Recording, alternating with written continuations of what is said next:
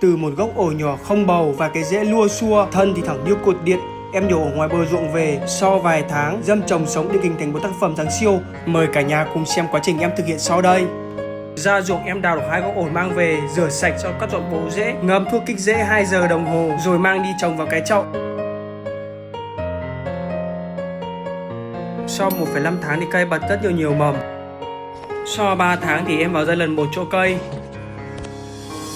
Tới hôm nay là đã 6 tháng, dây đã lăn vào cây. Hôm nay em phải tháo dây ra và định hình lại cái tác phẩm này. Xem hết đến cuối video là ý tưởng của tác phẩm. Một cây ổi được lột xác hoàn toàn so với thời điểm ở ngoài bờ ruộng.